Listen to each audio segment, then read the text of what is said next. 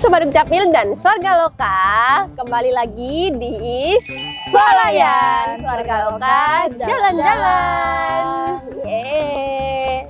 Aduh, apa-apa? Ini kita udah di kafe nih. Kok kayaknya kita bosen banget gak sih kalau cuman kayak duduk-duduk di sini, pengen jalan-jalan lagi gitu. Ayo, udah kita geser. Nah, ya kita geser kemana nih enaknya? Ke tempat yang kayak gimana nih enaknya? ke tempat yang pastinya ngasih informasi baru nih buat kita. Apalagi kita sekarang bawa tas ini. Oh, kayaknya Pastinya kita mau nostalgia di masa dulu. Penasaran nggak kamu? ya kayaknya aku tahu sih, karena ada kesini ada tempat yang kayak yang kamu sebutin tadi. Udah, let's go. Daripada kamu kepo, let's go. Ayo, masukin nih. Apa ini? Apa ini? Di mana ini kita? Kita hari ini bawa ransel mau ngapain, Ais? Kita lagi di Museum Pendidikan Surabaya. Jadi kita ngingetin pas dulu sekolah ini pakai ransel. Outfit check dulu, Irli, outfit check dulu. Udah kuning-kuning, guys. Iya. Ya. Ini kita kapelan di Museum Pendidikan Surabaya nih, udah baju koneng-koneng, pakai jeans, pakai tas. Kita mau ngapain sih di sini? Mau museum date, guys. Enggak dong. Kita mau keliling-keliling Museum Pendidikan Surabaya yang pastinya kita akan memberikan informasi menarik buat sobat Swarga Loka semua. Tuh. Nah, untuk masuk ke museum ini tuh harganya terjangkau sekali, teman-teman. Berapa ini? Jadi mulai dari 3.000 untuk pelajar dengan syarat menunjukkan kartu pelajarnya ya teman-teman. Lalu 5.000 untuk pengunjung umum dan 15.000 untuk wisatawan mancanegara. Murah banget ya, Irli ya. Bahkan sampai orang dari luar negeri pun masih 15.000 ya kena. Betul. Murah banget. Kalian harus kesini sih. Nah, nggak usah lama-lama lagi, kita langsung masuk aja Ais ya. Ayo. Kita masuk. Udah nggak sabar banget aku. Wah. Nah, sobat Swarga Loka, kita yang pertama ini kita ke zona praaksara. Ayo, sini. Oke, di zona praaksara ini manusia dulu belajar dari alam dan pengalaman hidup, teman-teman. Nah, di zona praaksara ini tuh menandakan bahwa manusia tuh dari zaman purba tuh udah belajar. Nah, kayak gini nih contohnya, mereka tuh belajar dalam berkelompok. Contohnya belajar ini. Betul banget. Oke. Belajar apa ini, Ais? Belajar untuk menyalakan api unggun, kemudian mereka belajar untuk berkomunikasi melalui gambar. Kayak mereka membuat cap tangan, mereka menggambar rusa untuk berkomunikasi antar manusia seperti itu. Nah, zaman praaksara ini tuh menegaskan gitu loh guys, bahwa sejatinya pendidikan itu tuh udah ada sejak zaman diciptakan. Jadi dari awal kehidupan tuh pendidikan tuh udah ada guys. Jadi pendidikan itu penting. Betul banget. Kita next.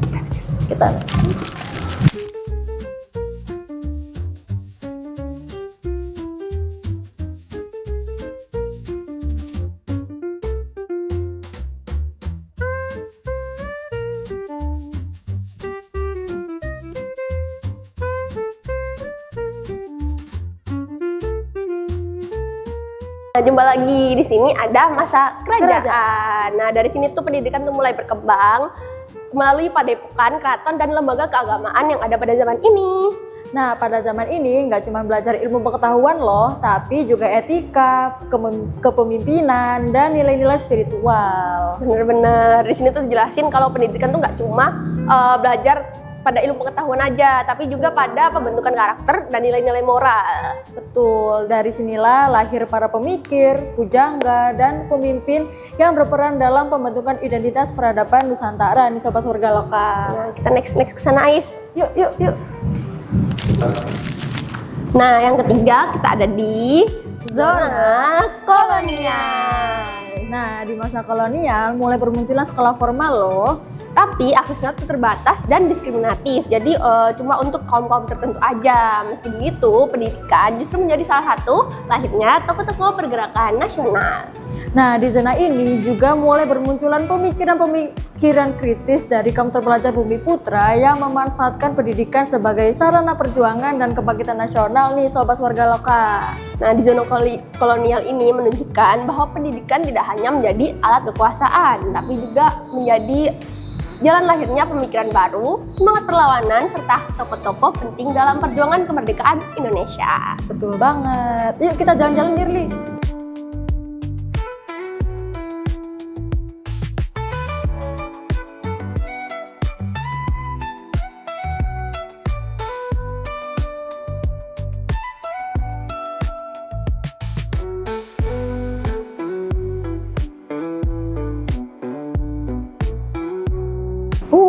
ini ada mesin hand press nih.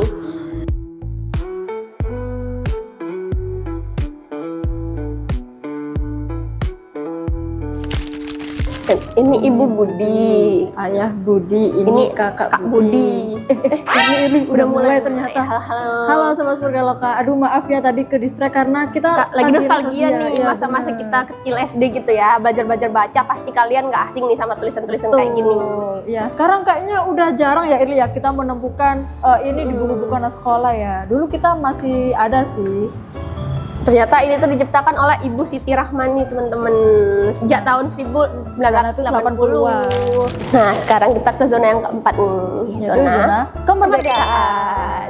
Nah, kayak yang tadi kita di depan nih baca-baca. Nah, di zona ini tuh juga mulai pemberantasan orang-orang yang buta huruf nih, mulai diberantas di zona ini. Ya, dan di era ini sekolah-sekolah formal mulai semakin berkembang dan seperti sekarang kita sekolah udah enak banget ya Irli ya, nggak kayak zaman dulu. Sekarang kita udah enak banget kayak kelas, gedung itu udah bagus, gitu ya, adem, iya. banyak AC gitu, udah ada. Iya, kurikulum juga mulai tersusun dengan enak ya, kayak ya udah Iya. tinggal jalan aja. Tinggal jalan dan tinggal jajan.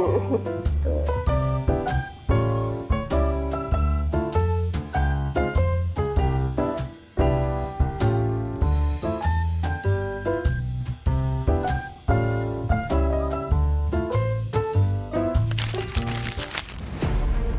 Apa ya jawabannya nomor 15 ya? Jangan lihat, Tais. Jangan lihat. Aku belum. Pelit banget sih, aku lupa. Udah, limitnya udah. Kita balik lagi nih ke Oke, zaman-zaman oke. kita sekolah. Iya, aku dulu kayak gitu. Ya, aku dulu juga duduknya berdua gini, Ai. Iya, sama-sama. Nah, ternyata ruangan kelas dari zaman sekarang sama zaman dulu tuh gak jauh beda, guys. Iya, dulu kursinya masih kayu, mejanya juga masih kayu. Terus lihat Seluruh ini tuh, ruangan ini. papan tulisnya juga masih pakai kapur tuh. Tuh.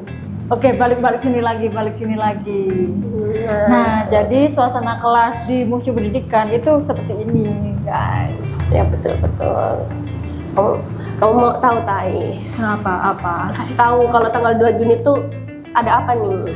Oh, yang itu. Oke. Sobat Bergaloka, per tanggal 2 Juni kemarin ada kabar baik loh buat kalian semua. Yap, betul. Karena pembayaran sanksi administratif sekarang udah bisa lewat kris. Oke, dan kalian tinggal buka aplikasi KNG lalu cari menu pembayaran. Nah, tinggal scan deh itu krisnya. Jadi bisa lewat semua M-Banking itu kalian scan pokoknya di kris. Nah, betul. Satu.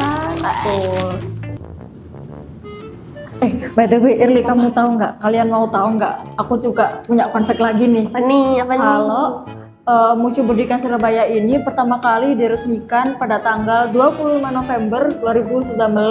Itu kayak nggak asing gitu, 25 November itu diperingati hari apa ya Apa biasanya? ya? Kalau nggak salah tuh Hari Guru Nasional. Nah, betul banget Irli. Dan juga museum ini memiliki sekitar 860 koleksi, banyak banget kan. Nah, koleksi-koleksi ini tuh berkaitan dengan sejarah perkembangan pendidikan yang ada di Indonesia. Sumpah nggak nyangka banget ternyata sebanyak itu ya. Bener-bener. Walaupun dari luar tuh kelihatan kayak kecil, di sini tuh ternyata besar banget, guys. Semuanya tuh lengkap dari zaman praksara hingga zaman kemerdekaan. Ya, betul banget.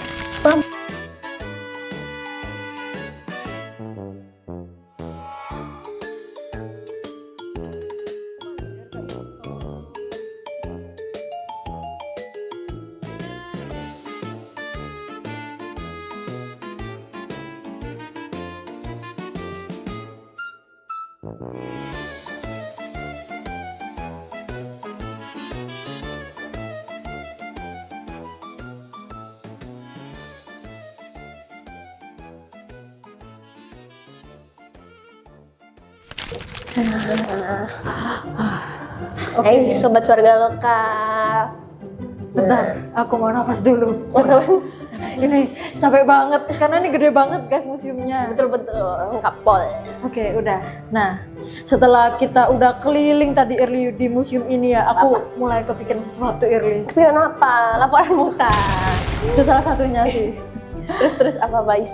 Aku tuh kepikiran kalau ternyata kita tuh kayaknya banyak ngeluh deh.